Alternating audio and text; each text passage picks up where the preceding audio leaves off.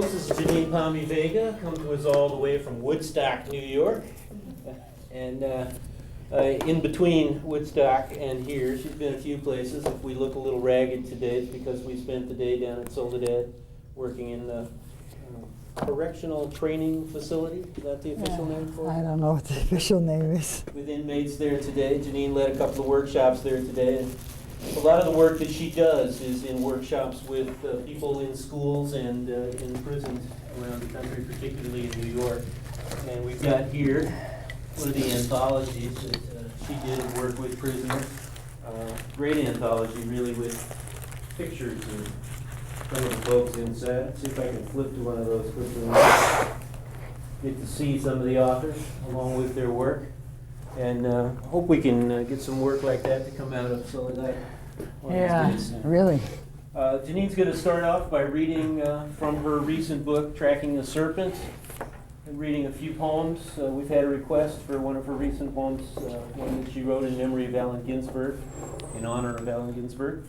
So I'm going to let Janine take over and do that, and while I trot down to the truck and get her lesson plans that she'll share with you after her brief reading. So, Janine Pommy Vega.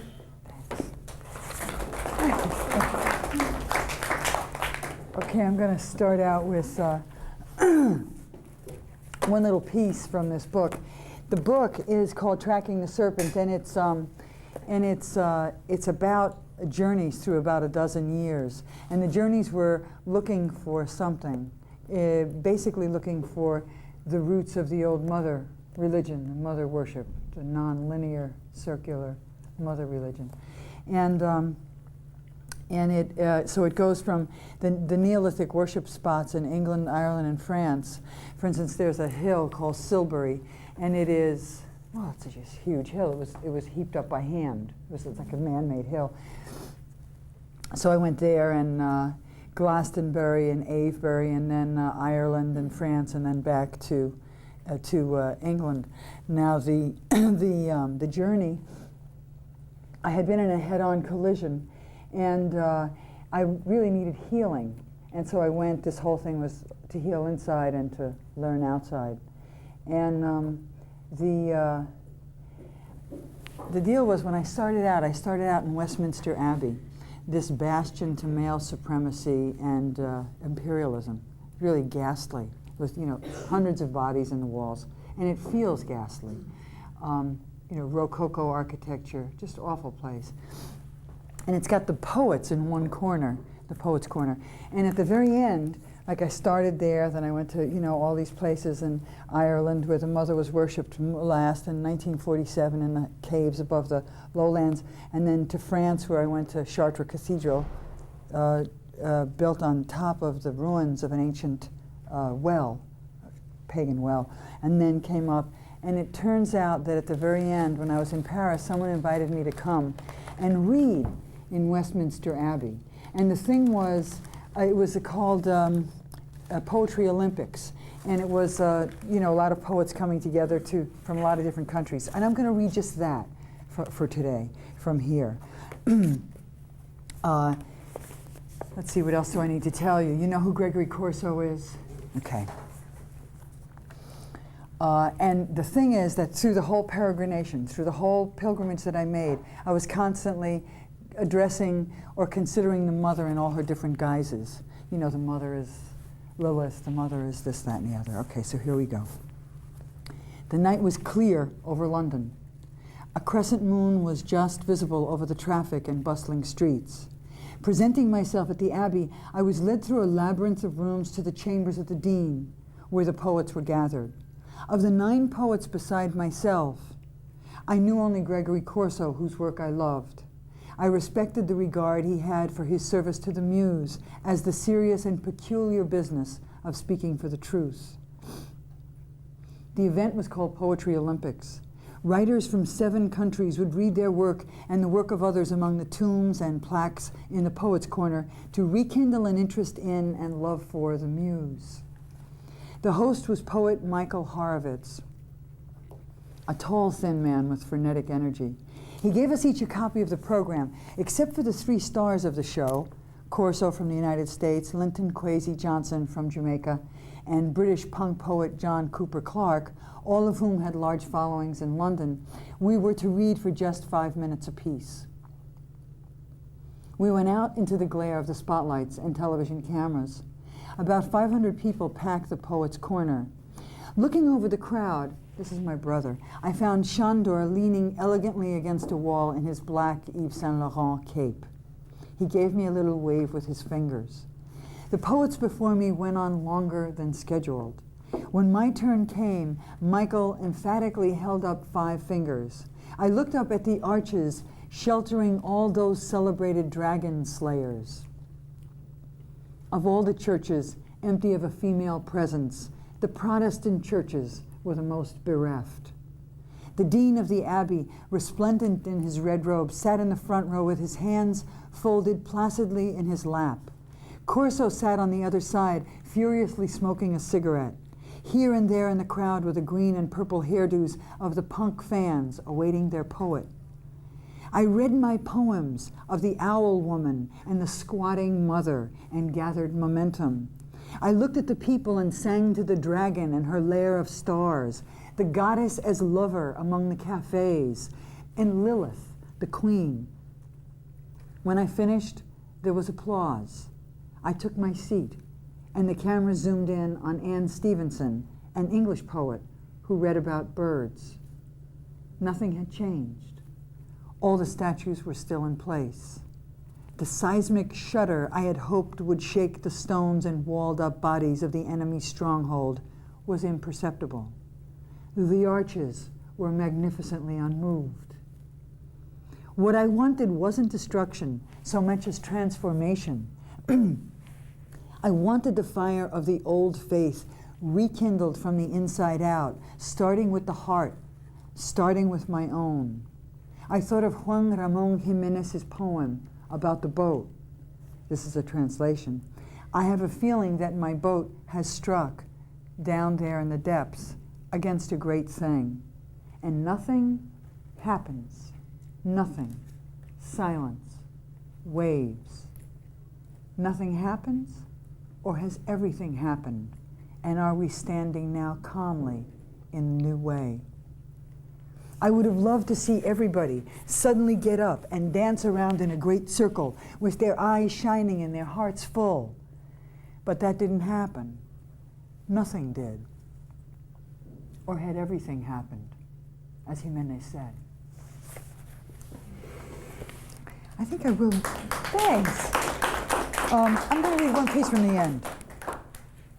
This piece is it's climbing in the Annapurnas. It's climbing around the Annapurnas in the Himalayas. And the Annapurna is the goddess of food. And the glaciers from the Annapurnas, of course, are feeding the lowland, the grains that grow in all the lowlands.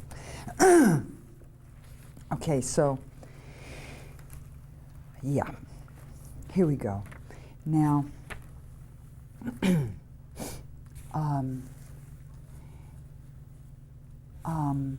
I got to tell you that I was climbing up, and I had a young kid for a guide. His name was Arjuna, and I picked him because he was strong and would be able to carry my pack when we were going over the pass, which was about 19,000, 18,000 feet. And he also spoke English. However, he was very stubborn. We didn't get along well. I mean, we often had great distances between us, but he was there for me in terms of translating and so forth. So we're climbing up, and we get to this yak herder's hut. Now you have to understand, when you start up this Marsiangdi River Valley, when you start up at, I don't know, maybe 1,500 feet, and you constantly, the landmass is so huge, so it takes about 2 weeks to get to the foot of the pass. And I was about 1 day before the foot of the pass. We get to this yak herder's hut, and it was a day like today, kind of wild and windy and rainy. And we get to the yak herder's hut, and no one was there. So we let ourselves in, and I opened the door, and I made myself a sort of a bivouac. I strung like an umbrella over my pack and my sleeping bag, and And then the yak herder came in, and he invited us into the kitchen, and it was warm, and he was making tea, and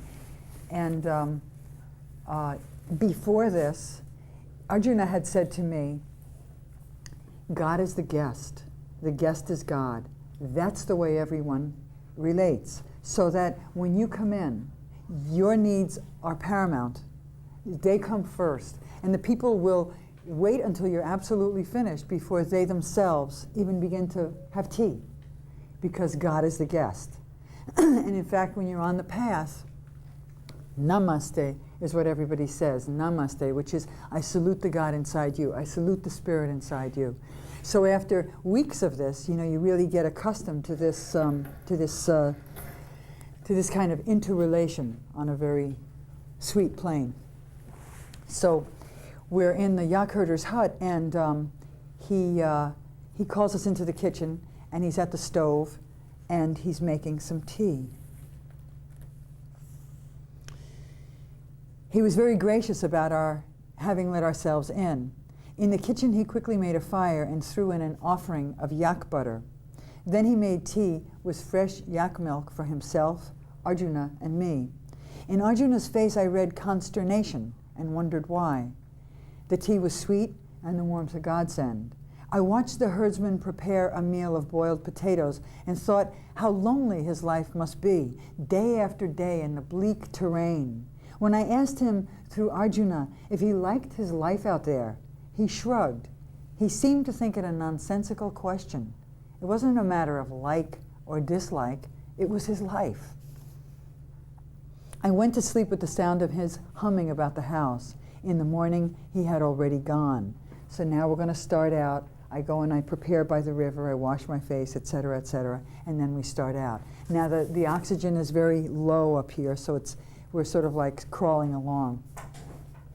We set out in late morning for the inn at Torungfedi, the foot of the pass. We would only be climbing 1,000 feet and advancing perhaps 3 miles. It was our last day of grace before the pass. As we walked, I took more and more rest stops. My heartbeat seemed to fill my whole body. All conversations took place from a sitting position.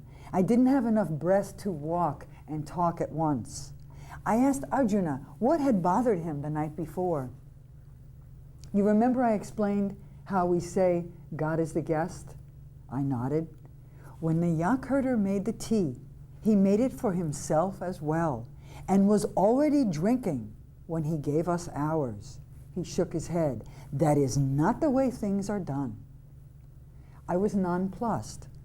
All the conditions of the night and morning, the leaking roof, his wet sleeping bag, the added weight in his pack of the heavy items I could no longer carry, none of this bothered Arjuna.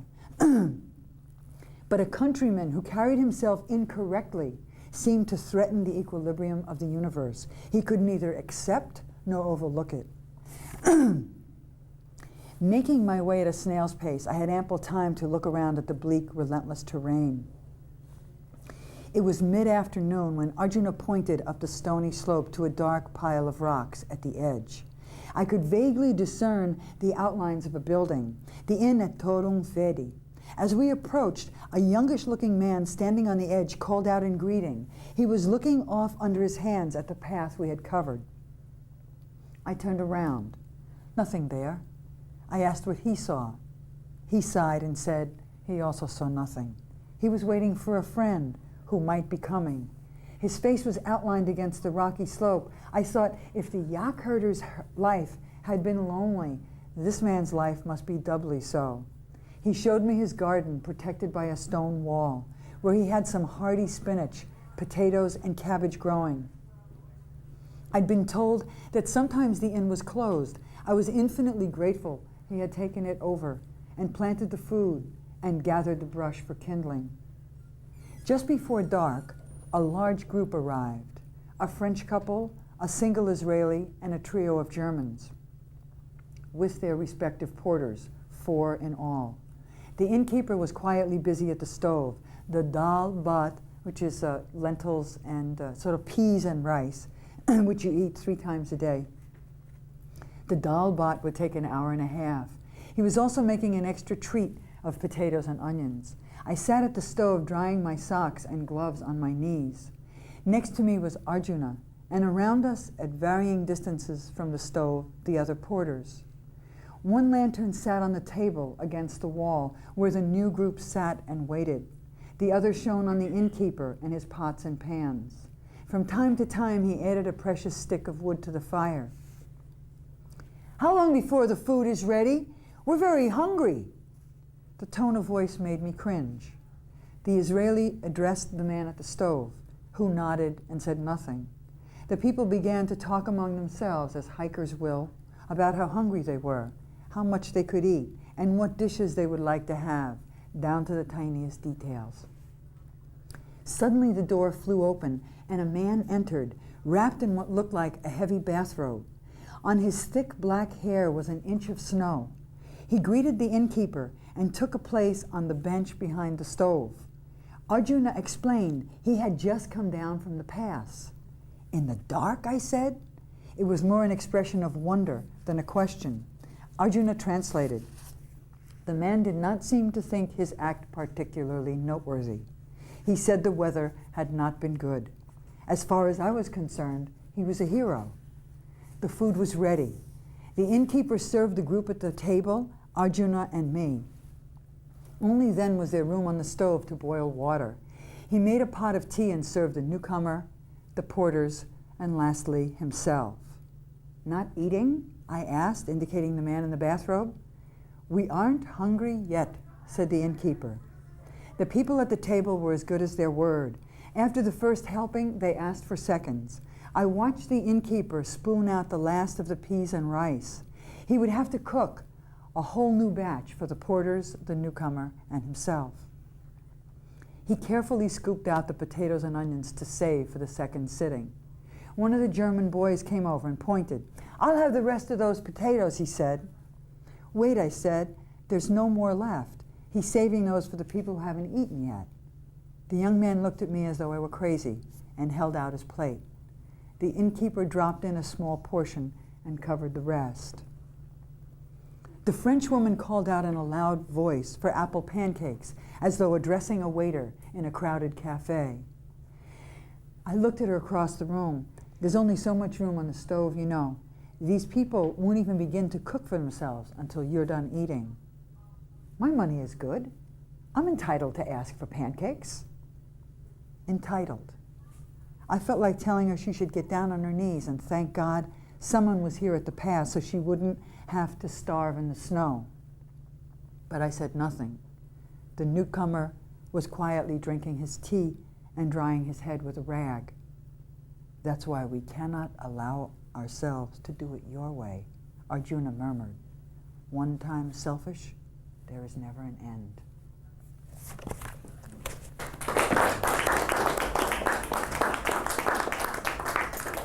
I'm going to read about 2 or 3 poems and then get on to the business. I don't know how many of you are for or against the death penalty. Are any of you against it? Oh, good. Okay. Well, then I'll read this one. In the workshop where I have now, I'm working in a Eastern Correctional, which is maximum security in New York, and the workshop it's a small room, maybe a quarter of this size, and we gather there together every Thursday night. So when I first came in, one of the first questions that popped up was the death penalty issue, and you know, some of the inmates have very strong sort of like eye for an eye, tooth for tooth kind of punishment sense. And they said, listen, you rape a woman, you hurt a kid, you rape a kid, you're offed. That's all. You're gone. You're meat. You're dead meat. That's all. You're gone. And I wanted to come up with a poem that would bring up the other point of view, how it doesn't serve anything at all. So this is to you on the other side of this. It's taken from the point of view of a mother. You cannot take away this morning of lilacs, the soft air in the willow tree. and his life again in the little backyard, with his red wooden truck, playing until it was time for our snack, and his packet of M&Ms until lunch. You can't take away the eager teenager, bounding down the steps and out to his friends, or his messy room with the socks strewn everywhere and the drum set awaiting his return, his love of music and magic, the card tricks and rubber wolf mask, his practice pad alive with riffs and paradiddles, the wide, excited smile of him sharing the bill with Tito Puente in the Union City Dive, your stupid fear, shooting at an interloper in your ill-timed gas station stick-up, with your gun exposed, as though you'd been caught ex-coitus in a phone booth with your pants down and your eyes still glazed, the horrible purple flower at his neck where the blood flowed, killed on contact. And you're lucky you did not meet me then. The wild grief in me would have torn you, tall as you are and strong, limb from limb. I would have knocked you to the ground and choked the life from you, taken it from you like you did from him. You're lucky you did not find me then, trembling with hate and retribution. Months passed. You have taken away his forward momentum, but not himself, his spirit still alive in the midst of my grieving. You crossed over into the mystery of someone else's life stopped by your hands, and no one will join you in the ring as you wrestle with that. They asked if I want the death penalty. Will it bring my son back? Let nothing cushion the truth, I say, of having flung up into the face of the sky his precious life, as though it were an afterthought. Let nothing stop the growth of consciousness in you, I say, until you reach the place of owning what you did and feel the relentless weight of it on your soul like an iron anvil. Killing you will stop all that. It will make others responsible for your justice when it comes from within, more terrible and intimate than a faceless judge and cold contrivance of execution. May you live, I say, as long as it takes for you to own what you did. May the coldness turn to grief, and the grief call out for judgment. May the judge in you be just, and the fearful mystery of your penance unfold within. Thanks. I don't know if you know who Herbert Huncke is. Do you know who Herbert Huncke is? Yeah.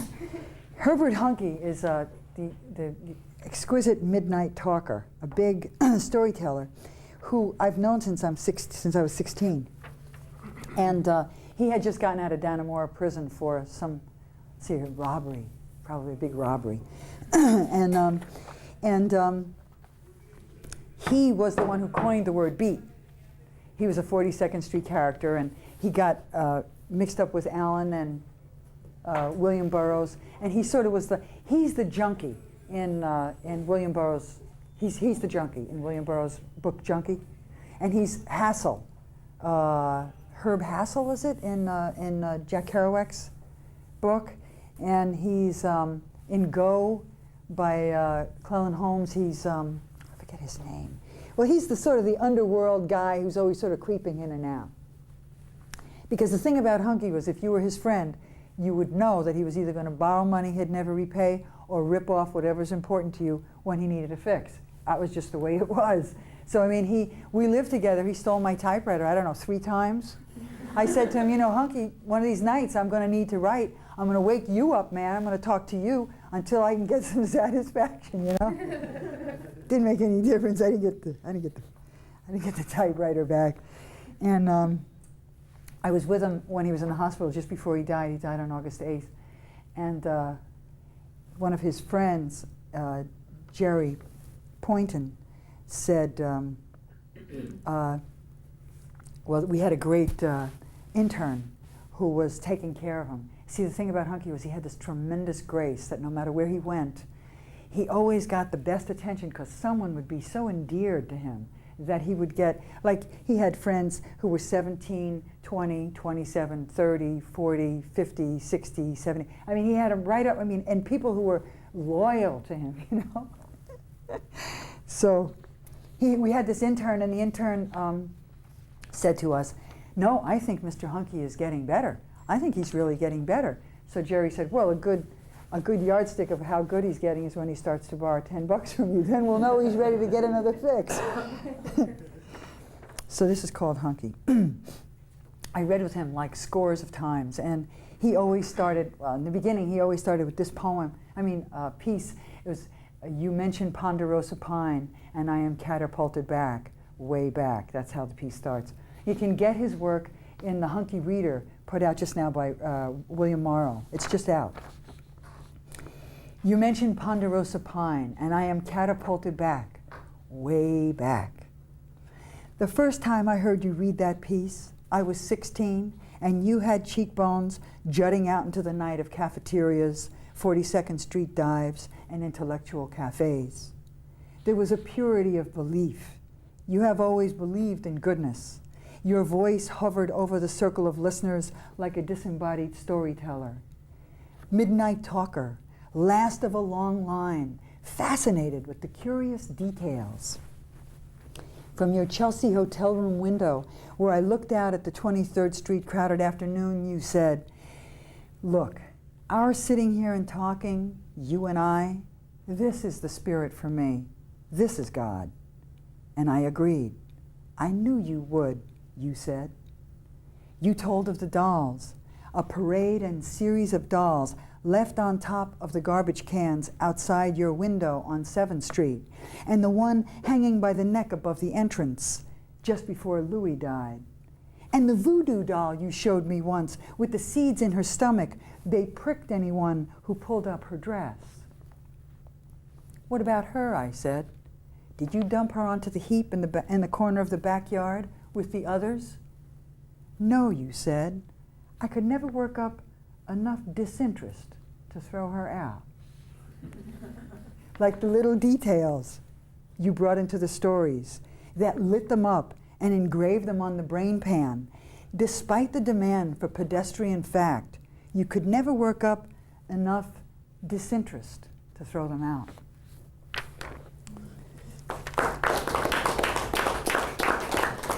Now, I read here recently, and did I tell you about Elise when I read? Did I tell you about Elise Cowan? There's a book out called Women of the Beat Generation, and it's mainly women, you know, the women that were present at that time. Not to say that besides Diane DePrima, I don't think that anyone there was publishing at that time. In fact, most of the people, the woman I lived with was Elise Cowan, and she was a writer, and I didn't know she was a writer. We lived in 2 rooms for a year. I didn't know she was a writer. She would scribble things occasionally, never show them to me, you know, and nor did I show my stuff to anyone. You have to understand, it's not that it's that the work that was being done, what the guys did was getting attention and was important, and what the women did was important to them, but I guess we didn't consider it important enough to show anyone else. I guess that's, married into that 50s dilemma, 60s dilemma. So anyway, this is for Elise.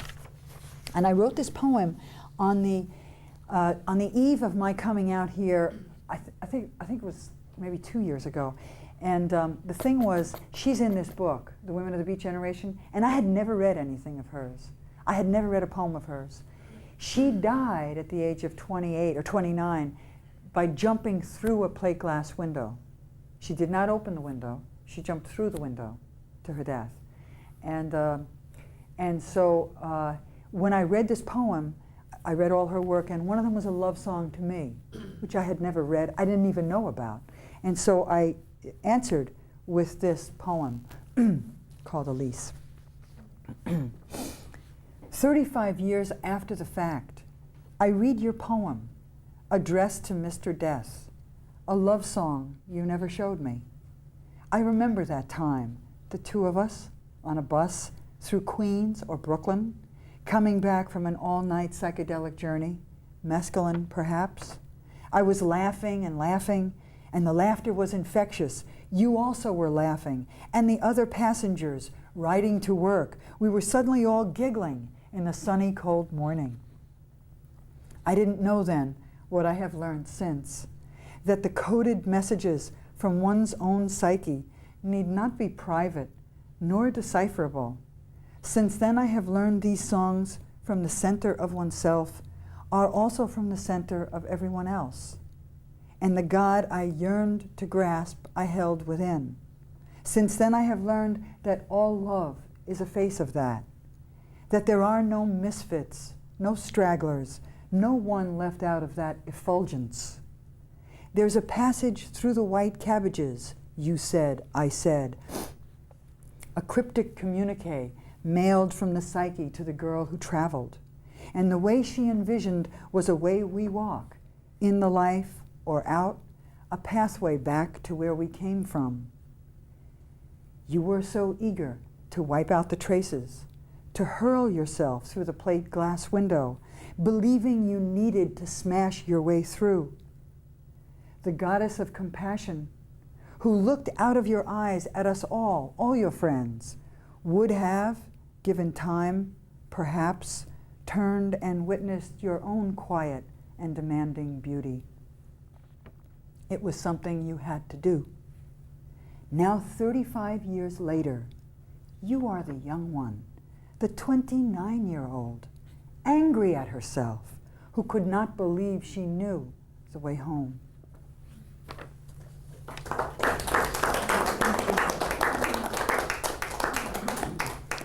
And there's two more I'd like to read here.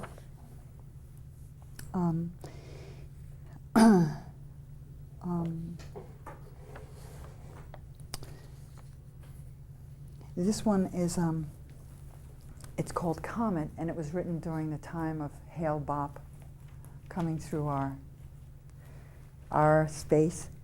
And it was written for Cecil Boatswain, who's just a crack, wonderful, dynamite, rare beauty of a poet.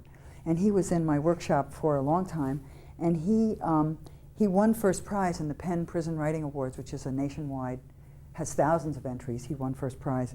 And when I came in to tell him, I gave him this news, he said, I have news for you. I'm getting deported. And he had done 6 years of a 15 to life. So he was getting deported back to St. Vincent's, which meant that he was free. You know, so, and it was like from one day to the next. That night they picked him up, the boat came, the bus brought him to the plane, and he was on his way the next day. And it was a week or two when the group met again.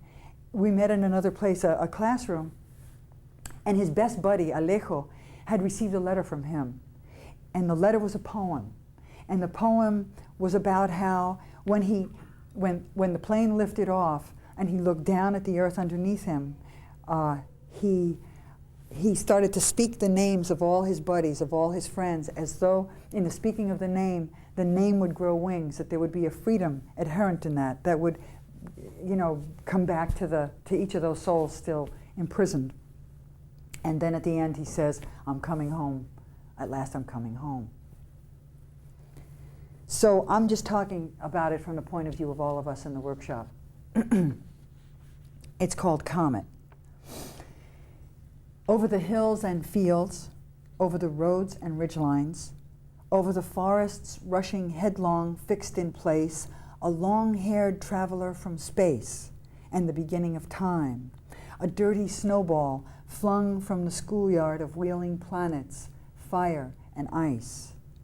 As though I'd been given a glimpse through a door, chance of a lifetime, and again a flashlight blocked my vision through the keyhole, as though I were looking for a history older than dirt, older than animals slope-shouldered crossing the road. And I listened for it with 7 people in a prison classroom, all of us leaning in at news of freedom, a letter from somebody's home, a letter with wings. And something took flight in all of us, like a bell struck deep, reverberating outward, our ears peeled to the waves as they widened. From glass jars and hurricane lanterns, the lightning bugs and glittering eyes of 17-year cicadas, to aurora borealis bright red over an August field, this alertness to light, like a smudge on the hill, so that even peripherally we can make it out, the tail growing daily, hugging the horizon, eyes blinded again and again by headlights in rear view mirror, and still intent on finding it, there, like the Moisine call to prayer, somewhere out there over the desert, that yearning for what it comes from, for where it sings.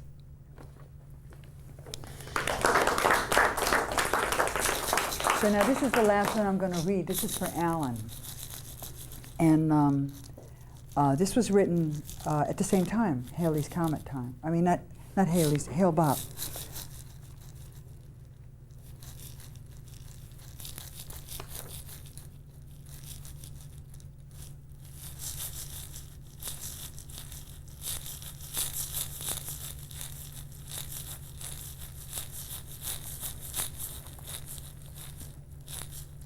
Raking the yard, I realize you are everywhere now.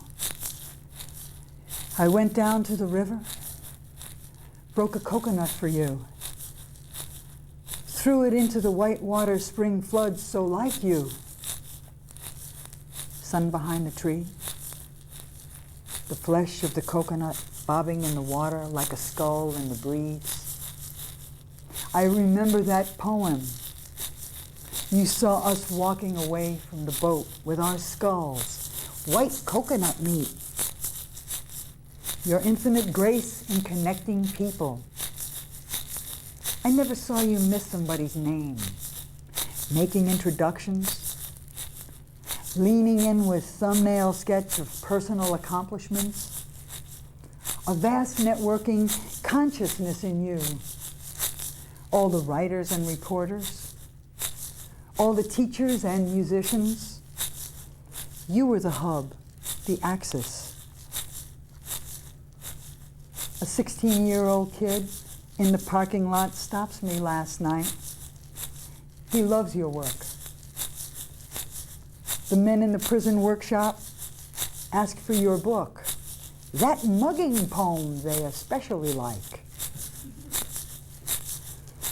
No one these days untouched by your unswerving politics, your heart compassion.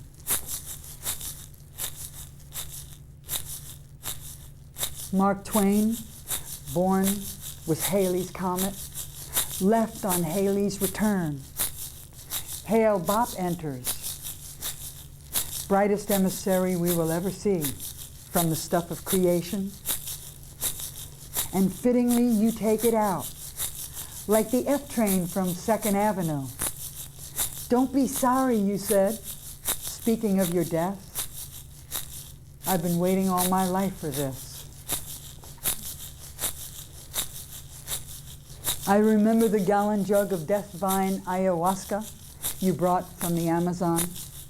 You were the first to speak about the radiance I believed in, a timeliness in your actions, running for the news, creating another possibility, bare-knuckled warrior poetics, pack a small bag and hit the ground running, rushing like a river with a coconut rolling, bobbing in the water. My last dream of you, you were thin. You were sitting on the floor. Peter brought me in to see you. You were singing to somebody's guitar. You ran out to the corner for news and returned to a room filling up with love of people past and people present. Hey, Alan, everywhere now.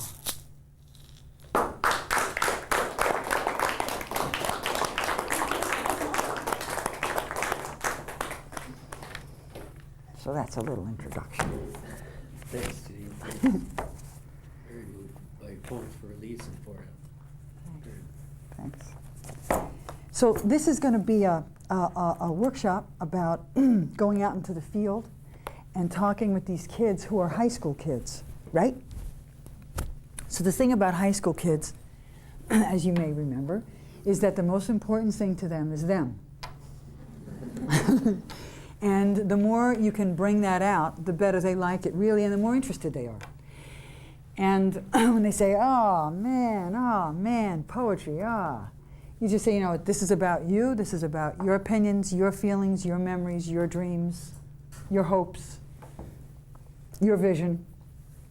And that's the way it works. So this first poem is an ode. You know the odes of Pablo Neruda? Have you done them? Have you written them? Oh, that's great. That's what we're going to do. What I tell the kids is, you take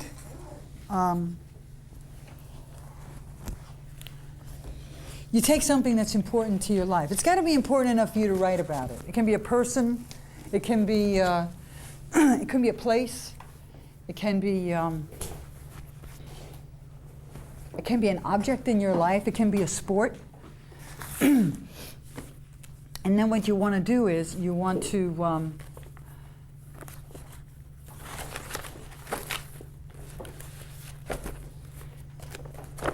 use images to describe it. Now, what I've got here is I've got a shortened version of Ode to the Watermelon. The second thing you should know is that the attention span, as you might recall, is limited. So you don't want to bring in a long poem that's going to be like 2 pages or 1 whole page, because no one's going to sit still for it unless you've built them up to the point where they want to hear it. So this is a shortened. This is an excerpt from Ode to a Watermelon. If you don't like this one and you don't think it'll work for you kids, the socks works. Ode to the socks, Ode to the cat, Ode to the salt. All of these work. And what's he doing? He's actually zeroing in on some part of his life that is worthy of mention, to the extent that he's going to make up, use metaphor and simile to describe it. Now, on that same page, I've got poems by kids, and I mean, these are kids. Let's see, junior high school, and junior high school. Right. Then the next page, is poems written by young adults from the age of 16 to 24 in a drug rehabilitation center, where I worked with them for about half a year and really got tight with them. And that's that. Is that? Yes. Okay, so I don't think you're going to need to put up on the board metaphor and simile. I don't think you're going to need to do that. I say to them, though, that in a case like this, when you don't use like or as, it comes out stronger. It just does in this particular kind of exercise. So here we have the Ode to the Watermelon. Does anybody want to read the first half? Can we get a volunteer? Okay, first half. So you do it up to, and then, and somebody else who's going to pick it up at the coolest of all. Great. Ode to the Watermelon by Pablo Neruda. The tree of intense summer, hard, is all blue sky, yellow sun, fatigue in drops. A sword above the highways, a scorched shoe in the cities. The brightness and the world weigh us down. The throat becomes thirsty, the teeth, the lips, the tongue. We want to drink waterfalls, the dark blue night, the South Pole, and then the coolest of all, the planets crosses the sky, the round, magnificent star-filled watermelon. It's a fruit from the thirst tree. It's the green whale of the summer.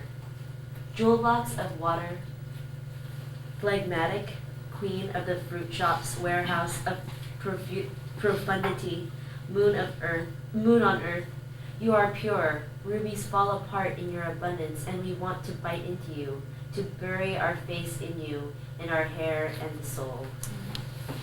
So we've got the use of metaphor and simile, and we also have the wonderful, hyperbole. There's like a lot of exaggeration in here. So you see where the images are. You see where he's comparing. Give me one. This is what you have to ask them. You see where the images are. In fact, I don't even use the word metaphor and simile. You know, oftentimes, because they just say, like, anything that you can see, an image. Is there any images in here? Well, are there? Where are they? Jewel box of water. Mm-hmm. Anything else? Just cosmic image like the planets and the sun and the sky. Mm-hmm. Mm-hmm. Green whale of the summer. The what? Green whale of the summer. Yep. That's a great one. Green whale of the summer.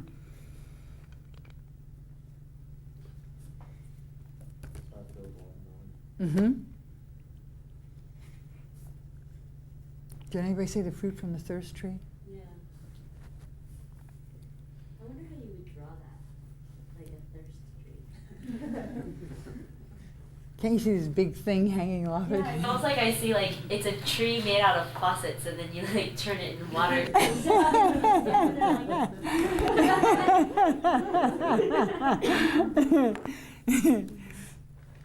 So we talk about that for a while. We get all the images, and then we move on to the next one. And I tell them again and again and again, the thing only really takes off if it's something important enough for them to really dig into. You know what I mean? So this is a kid. Now this is a kid. He's this must be like I don't know, 5th grade or 6th grade. This is a 12th grader. No, an 11th grader. And this one, Nelda Alonso, is I think about a 7th or 8th grader.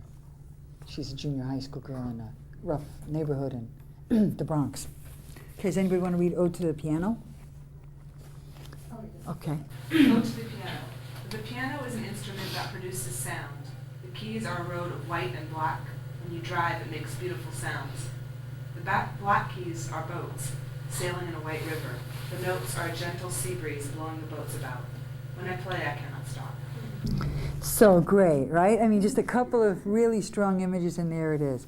Now, this one is interesting because she never once mentions a cat. It's Ode to her cat. She never once mentions the cat. So who wants to read it? I'll read it. Okay. Ode to my cat. Wind around a corner, glowing eyes in the dark, a Ferris wheel at the carnival, Superman leaping from tree to tree, a cloud of softness on a sunny day. You know, I often pause here and I ask them, what do they think this stuff means here? I mean, okay, glowing a Ferris wheel at the carnival. What does that mean? You know, I mean, it can mean anything, but you should elicit from them what they think it means so that they're involved in the thing. I try to tell them as little as possible. You know, I try to get from them as much as I can so that there's a confluence of energies happening as the poems roll out. Like, what is a Ferris wheel at the carnival? What do you think it means? This is her cat. What could it mean? Well, Sort of wild. uh-huh. Fun. Tumbling over itself. And then the Superman leaping from cloud of softness. That's easy, right? Soft fur. Okay, here we go to. Now this girl has a crummy home life. Devastating home life, one could say. And her friends are absolutely her lifeline. So this it's very fitting that she did this one here. Anybody want to read it? I'll read it. Great. Ode to My Friends by Nelda Alonso. My friends are like campaign posters appearing everywhere I go. They support me like the president supports the country. I feel like a princess riding a horse on the edge of night with an audience cheering away nonstop. Yeah. Okay, so now here we come to something. This girl, Catherine, is quite a poet. Kakanarakis. So does anyone want to read the Ode to the Boulder? Great. Ode to a boulder. You are my bed, comfortable, although cold and hard you may seem. An island lurking among the crisp waves of the sea. My consolation, my solace. You are my confidant. Loyal and silent, you can never tell a soul. A meeting place where I go to. Find my other friend waiting patiently. A chair where I can rest. My mountain above the world. Yet from a distance a mere pebble in the grass. I'm away, but you're still there under the whispering trees. May you never be pushed out of place. Isn't that great? That's just so sweet. Okay, if you have any star athletes, they might want to, you know, jump into a sports poem. That comes up, or ode to woefully inadequate and all this, but some famous baseball or basketball or football or some sort of soccer player. Okay, here goes Ode to the Window. Anybody want to read it? The reader? Okay. Ode to the window. I see you through the window like a cool stream. You sit in that shaded room and I see a black rose, a red balloon, and a silver bracelet.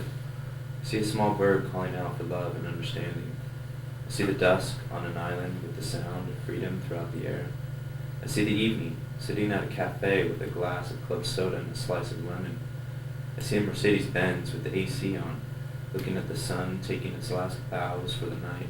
I see you sitting in a cool shaded room. There's a love that's never mentioned. Sweet. Okay, and here goes the last one. This is by a very sweet kid. He lives up on the glacial plain of Batavia, it's near Niagara Falls. Does anybody want to read this? The last rose of summer. Petals reddish brown in Irish setter cup. Leaves brown and crisp, wrinkled, dirty paper. The stem bent over like a stooped old man. A bee sucking up the last drops of nectar. The cold, crisp air ambushes the defenseless rose. Yeah. Okay, so that's the end of that. Now the thing for you to do is to pick out something that you're going to write about and take 10 minutes and write it. Pick out something that's important to you, you know, or something that, that you're personally involved with to an extent that, you know, you can get some good and strong images for. Yeah.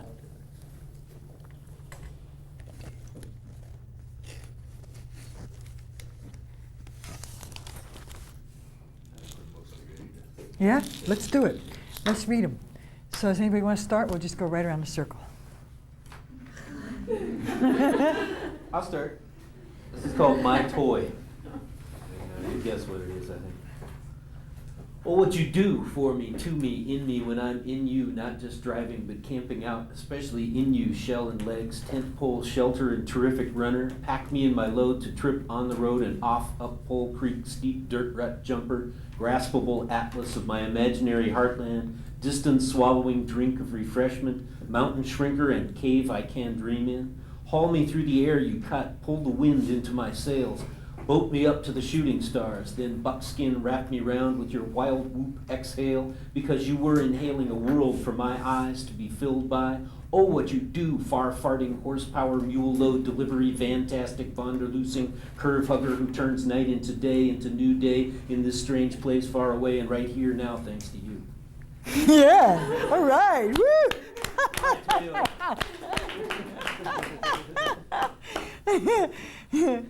You want to go? Yeah. I did Ode to a New Home. More than walls now, we are talking. And the fireplace whispers about last night with his sooty breath. I know the story behind that red stain on the carpet, and that salt doesn't really work. I know what that smell is and where the corkscrew is hiding.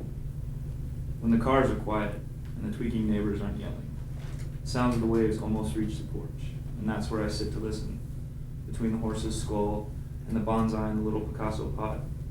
We have reached this understanding. Oh, nice poem. All right.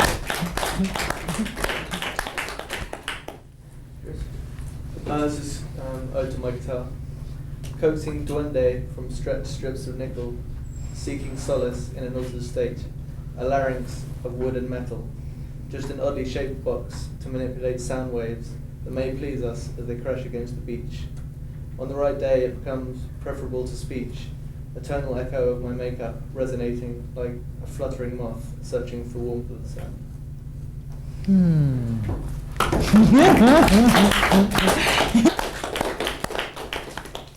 This is an ode to my tongue. I cannot stop you. You are the force of my nature. You speak my mind, you luscious muscle of the mouth. Map of the body. You are anything but complacent. My presence is announced each and every place I go because I cannot stop you. Always you spring to my defense, you fight hard. I'm sorry for all the times I've burned you. I forget that you are flesh, not stone. Each night you make me fall in love with my food, taste the love from my mother's dinner, the heaviness of my brother's stir fry, the joy of sharing in my housemate's fried rice. I reward you with pandulce, carrot soup, really good Thai food. I love to make you happy, drunk off the food that sustains me.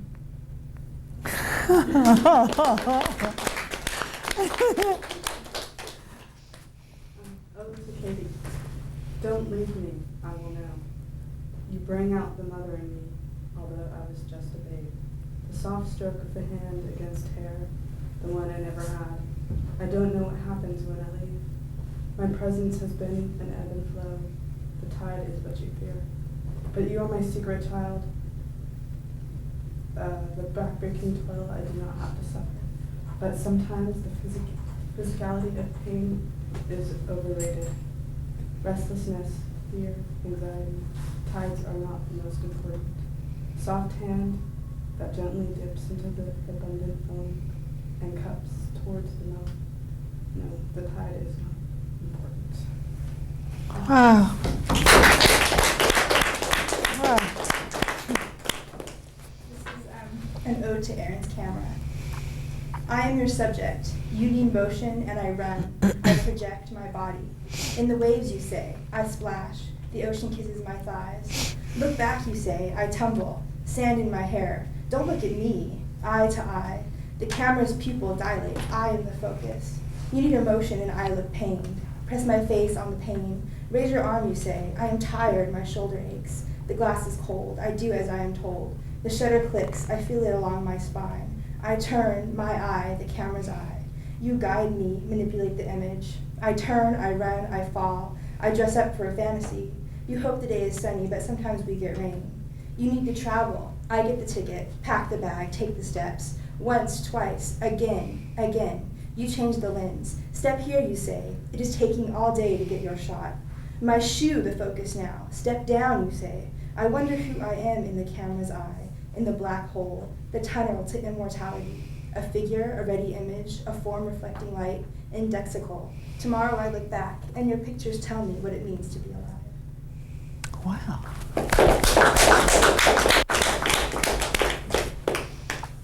This is to my father. Spaghetti on my sweatshirt. Oh yes, spaghetti, having left a crusty brown spot. I've been wearing it that way for 3 days now. Sometimes you like that too.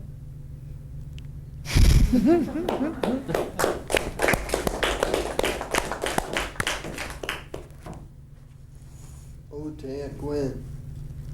Halo, sunshine, eyes that see dilemmas, also pathways. My candle, your own darkness illuminated as you illuminate mine. More than an aunt, how much more? I find this out every time you lift me. Your eyes are explorers, bringing me back when I lose myself. Oh, nice. You got one too? Yeah, I got, yeah, it's not finished. It's called The Shakers, this thing.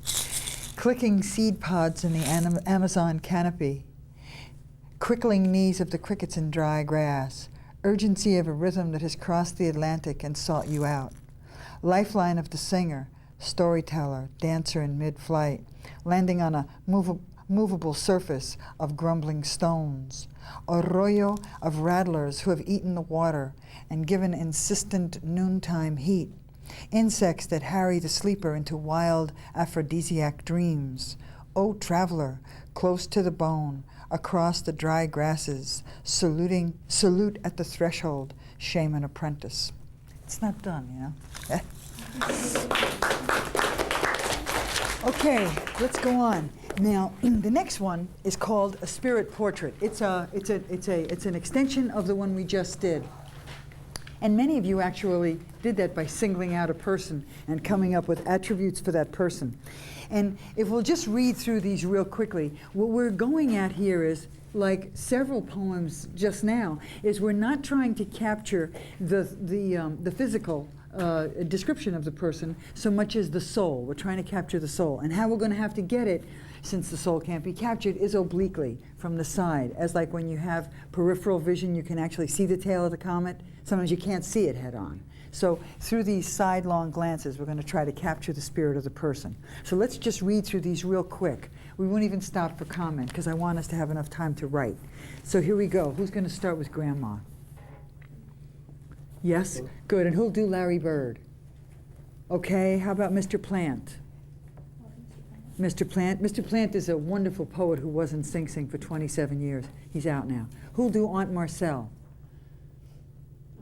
Aunt Marcel, now she's from a girl who's in a DFY situation, 15 years old, locked up, no way home. Robert Frost, okay. And do we have more? Oy, we have a lot here. Maybe we should just leave some of these go. Let's do Lorraine. Lorraine, and how about a lifer who is a friend of mine? Anybody want to do the lifer who is a friend? Okay. I read them. Okay, here we go. So let's just run them right through. Grandma, the sky blue figure of my grandma in her slippers, listening to her Beethoven symphonies and doing crossword puzzles, makes me think of peacefulness. That's supposed to be she. She is like a violet, flower on a Sunday morning, in the springtime, laughing like a trickling river. Okay. He dribbles down the court with the eye of a tiger, looking for the three-point line. He runs like a shoe, his cons down the court. He shoots gracefully with the word swoosh on his lips, and a smile as the ball goes into the hoop like the sun going down on the road. Mr. Plant. Observe the slow gait on legs long denied full sprint, yet his pace is steady and the concrete beneath impressed. Shadows in the night add lines to his face, the bard with blue eyes, the brother, son, and holy being whose religion knows no church. A challenge echoes like some beastly roar. His sword, a little empty belly, goes forth to meet the injustice, the food of conviction, his armor and ally.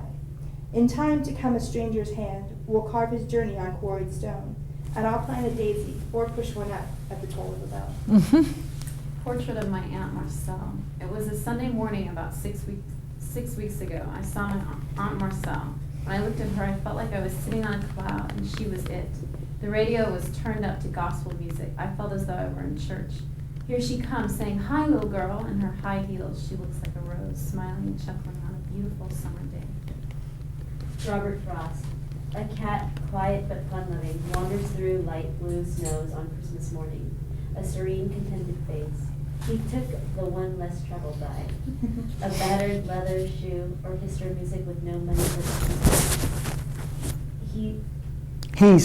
he's a fir tree, always getting by. I took the one less troubled by. Lorraine. So shy, so scared, so understanding by herself, so lonely and blue like a rabbit, so pink and gloomy. She's like a Sunday, want to be a Saturday, don't know what to do. If she were a shoe, she'd be a penny loafer, so soft and not in style. She's so soft, quiet by herself, always in the house saying, okay, but not really fine. Warm and kind. If she could be a flower, it would grow so lonely by itself, but understanding good from there. That's by her best friend. So, Lifer Who Was a Friend of Mine by Hector Algarin for Chuck Culhane. The candle spends itself with an intense hope. He lights another after fashioning it from spent wax to hope again. He speaks with a drawl, this friend of mine, an exhausted drawl, as if it were travail to speak, a useless task that rekindles memories of unwashed dishes piling up with time. Tap, tap, tap, I hear as I cross his cell to get to mine. Tap, tap, tap, like a blacksmith at his anvil, he forges dreams, tears, and hopes, but all of wax. Sometimes, in a happy spell he is entitled to, he opens wide his blue sky eyes. All right, he says in an exhausted drawl. And then I cry wax tears because I have a friend who needs them. A lifer who is a friend of mine. yeah. Okay, so this is a spirit portrait. So the thing that you should do is pick out your person, whoever you're going to do.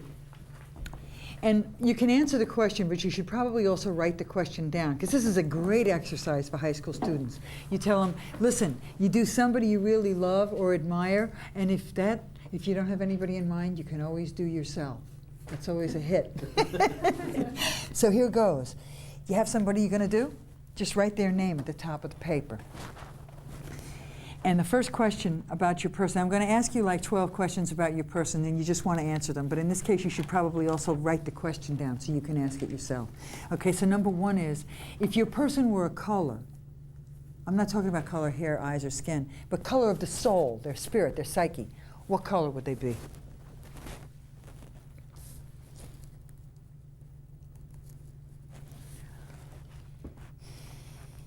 You just have to answer the questions. It doesn't have to be a long line.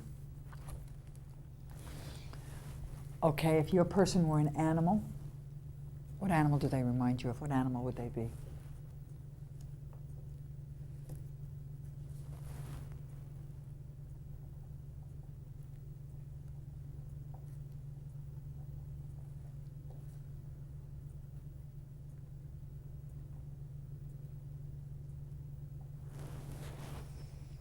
Okay.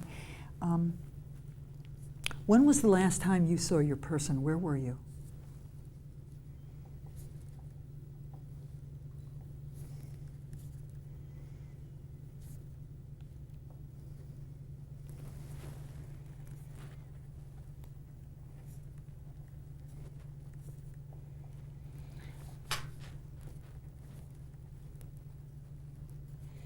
Okay. If your person were a day of the week or a day of the year, I mean, you know, is your person a Monday morning kind of person? Or a Saturday night, or Christmas Eve, or Halloween?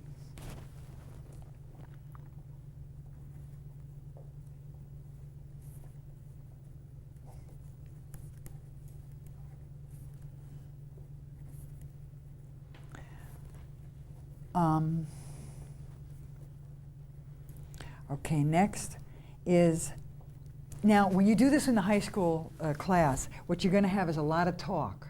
You know, it's like it's going to be a lot of talk. So you have to keep driving home the thing so that this doesn't take a lot of time. The important thing to stress when you're doing the spirit portrait poems, whichever ones you want to pick out, is that you see we're trying to capture the soul of the person. We're trying to get at the inner being, not like what they look like or whatever. Or what kind of a person do you think they are? These little questions to get them interested in the poem as an identity for the person that they've chosen. Okay, so the next one was, if your person were a shoe, what kind of shoe would they be?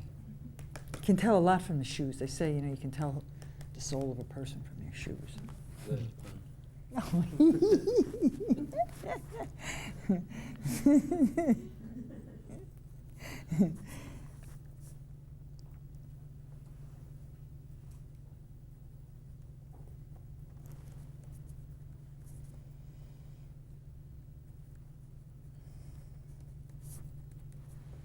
Okay, next one is,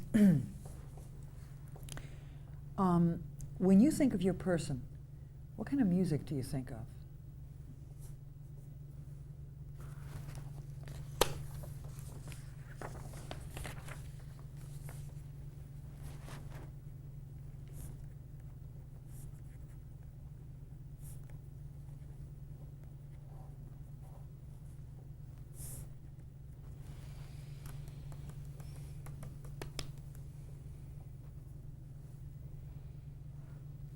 Okay, next one. This is an easy one. What's something your person always says? What's a favorite saying of theirs?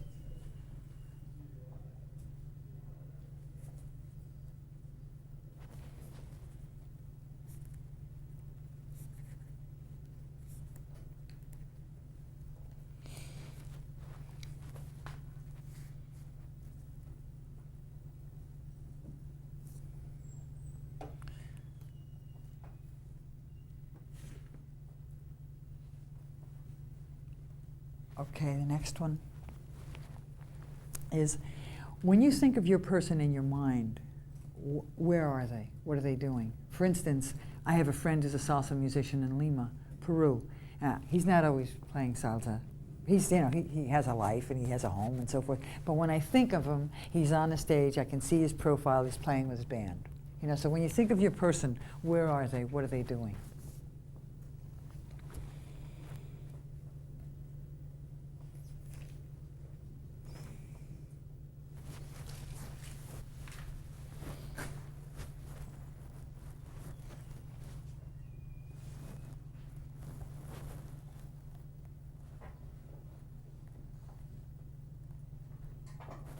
Okay, next question.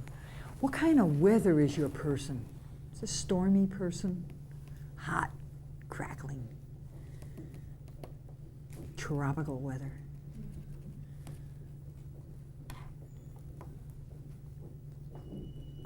Frozen tundra kind of person?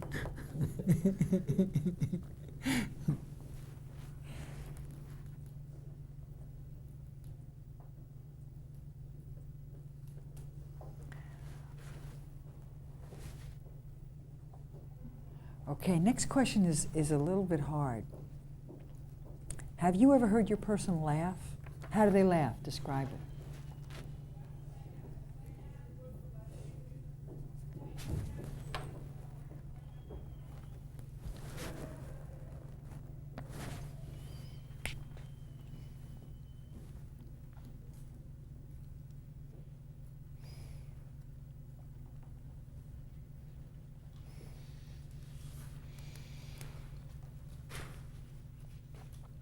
Okay, we only got 2 left. Number 11. Now, I have found by saying bush, everybody laughs, so I just say tree or flower. Plant, tree, or flower. What kind of a bush? Ho, ho, ho. So, is your person a plant, a tree, or a flower? Be specific. What exact kind do you mean? For instance, flower, sunflower, rose, oak tree, pine tree, poison ivy, cactus. Well, plant, tree, or flower. If you think you can stretch it out, you can say bush, plant, tree, or flower. But Shrub. I swear they're gonna laugh. Shrub.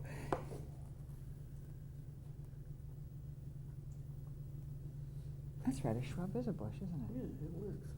Shrub. Yeah, is your person a plant, a shrub? A tree or a flower? Be specific.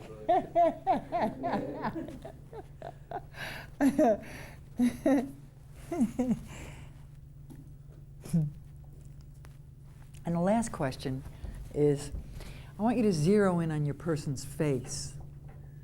Can you describe the expression in their face? If you want, you can tell us why. If you don't want to, you don't have to. Zero in on your person's face. What kind of expression in their face? And you can say why if you want. You don't have to if you don't want to. Like,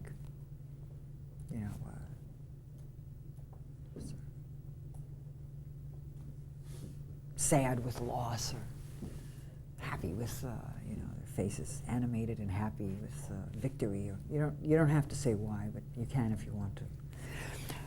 And that's it. 12 questions.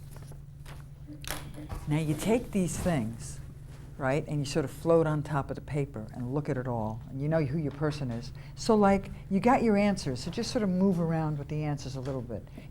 There's no form, there's no fixed way, and you don't have to put all your answers in, but you got to use at least half. And you can throw anything else you want into the pie, anything else you want into the pot. And what you're trying to do, remember, is you're trying to capture the soul of your person. So you got 6 minutes.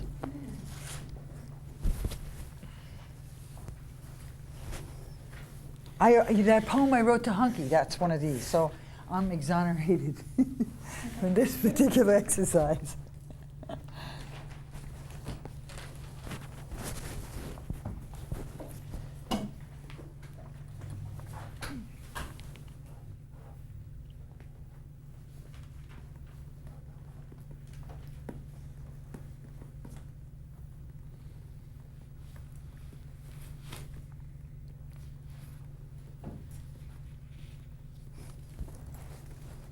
Before you guys get too far into this one, I want to ask, would you like to have a chance to ask Janine any questions before we go tonight and hold doing this exercise?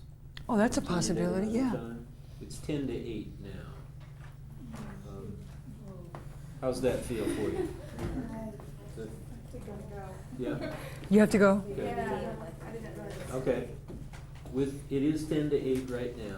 If some of you can hang with us and have some questions for Janine, I'm sure she will answer them. Are there any of you who want to do that? We just mentioned when it is 8 o'clock. Uh-huh, yeah. Okay, let me say that when you do this exercise, when you're the person asking the questions, you don't have to ask them in this order. And if you have any others that occur to you, like food, landscape, place on the earth, kind of piece of nature, anything that, you know, suddenly comes to you, ask it. What we're really dealing here is a basic, very basic lesson in metaphor simile. And the fact is that you can catch the soul of something from the side easier than grabbing it from in front. So that's the whole point of this lesson. And they're really basically the same lesson.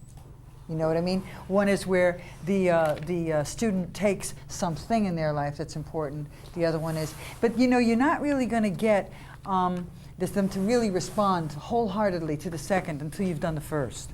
The first is a good breakthrough. So I don't know how long your classes will be or if you'll see the same class again. Bye-bye. It also seems to me like carrying through with doing this and having that on hand as an example of this kind of a thing would be a help in Oh, presenting absolutely. this. Until you do it, you can't really expect anybody else to do it. Any questions for Janine that are on your minds right now? Any tips for really involving students in reading, and you can see like people who are kind of apprehensive about, reading. Reading? Or just reading aloud or sharing their work, or. She's asking for tips on getting the students involved, really, to the Well, lively extent that this group was reading their poems. Gee, I've never had a problem. Let's see. I think that what you have to do is you have to go with the understanding that what you're asking them for is for them to reveal some part of themselves, and that that revelation is a very positive, necessary, and something you can applaud, something you can respect and nourish and welcome. And really, when you go with that, without apprehension, if you have apprehension, they know that.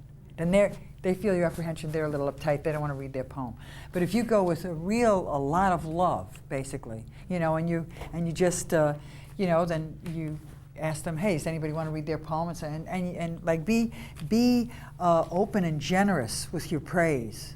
And don't criticize their work. They don't need to hear that from you. I mean, that's not why you're there. You're there to get them to really zero in on their own capacity to write, So I don't criticize anybody.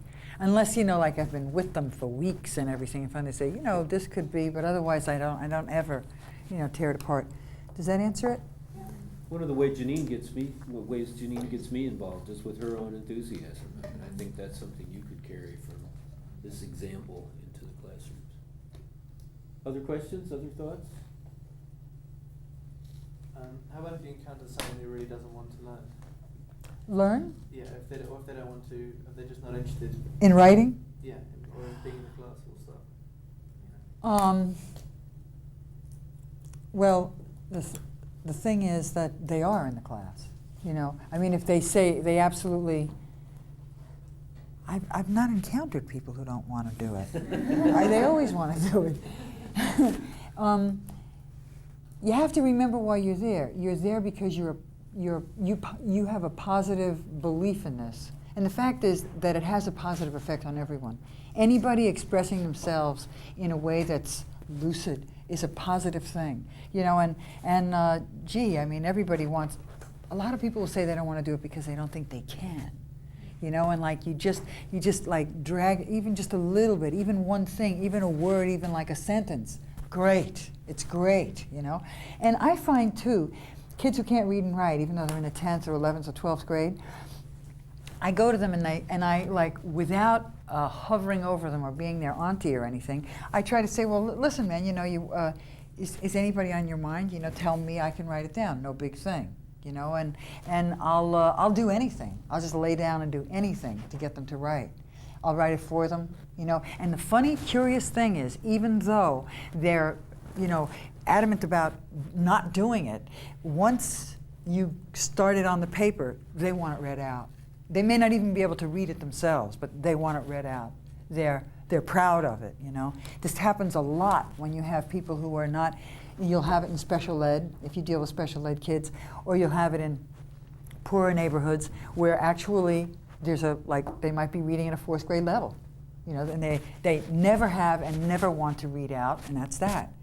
And if a kid has written something and says they don't want to read it out, period, end of story, you say, well, could somebody else read it, or could I read it? Or, you want to share it at all, or, you know, gee, you know, and or one of the kids who already knows what his problem is might say, hey, John, let me read it. You know, yeah, I'd like to read that. You know, I mean, it's just like, the fact is you're dealing, now it's February.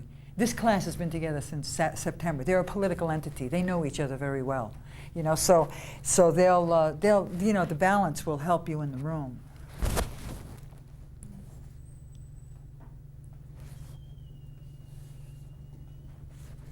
More thoughts, more questions? We got it for tonight? Just that your enthusiasm is so inspiring. Oh, thanks, great. Thanks, I think it's great that you're going out and doing this. It's scary. Is it really? Really? Yeah. Well, what's scary about it? Well, just, you know, the kind of apprehensions we have about, don't know what kind of reception we're going to get. I mean, personally. Yeah. It's just kind of like, writing is so personal that it's hard to, like, invest yourself in it in that way. Well, you know, it's also fun. Mm-hmm. You know, it's also fun, like these things here, all these poems here, they're really positive things, you know? I mean, even a kid who's absolutely turned off to everything about English might love basketball. You know, that's cool, that's it. Basketball, who do you like? Who do you really like? Who do you think is the best? Why? And then that's it. Say, well, there it is. You got half the poem right there. You can, and if you say, oh man, you just write it right down there. Short lines, you know, and or they'll give you the rhyming thing. And you say, no man, you know, like that's not about. We're talking about direct speech. You know what I mean? And it's a fact that, see, what's going to happen is you're going to go in there, and something great is going to happen. It just does. It happens. It's not going to be because you caused it to happen. It's going to be like an answer to your fear. The first class I ever went into, this kid said, I mean, and I was like, holy shit, I mean, I don't know what I'm doing here, you know, like here's my first class. The kid says, death is chasing a man who never will escape. Death has dedicated himself to catch him. And he's chasing a man called Biorgazo, and he scalps him, and almost bald now, he follows him to the theater. It's like, wow, where'd you get that from? He said, oh, yeah, I don't know, I made it up, you know. And it was so fabulous, you know, and I thought, geez, this is really, and that's what you got, living material there. You know, all the best of everything you can remember, that's what's sitting and pulsating right in front of you. And you'll get return, which will sail you off. And that's why it's good not to be stiff. You know, just relax, don't stand. It's maybe better to sit and be at everybody's level, you know what I mean? And you know, be prepared for some real give and take, and be prepared to turn on a dime so that what's coming at you can be included in what you have to say. You know what I mean? It's a terrific thing to do. It really is. It's fun. Accentuate the positive. Absolutely. Eliminate the negative. When are you going out? They're going out in April. April, holy cow, you got lots of time. You should try this out on your family. Try it out on your friends. You know what I mean? Say, yo, sit down for me. I need to try this out. What do you know? And like things will come up. You know, like questions might come up. And the great thing is, a kid will ask you a question that leaves you absolutely dumbfounded, and you say, geez, I don't know, I never thought about it. You know, and they see you're human, you know, you have your dumbness, and it's cool. Try it out on your roommates. You make dinner, and then you say, but before you get dinner. There'll be a little quiz. Yeah. All right, thanks, Janine. Thank you very much. All right, thanks.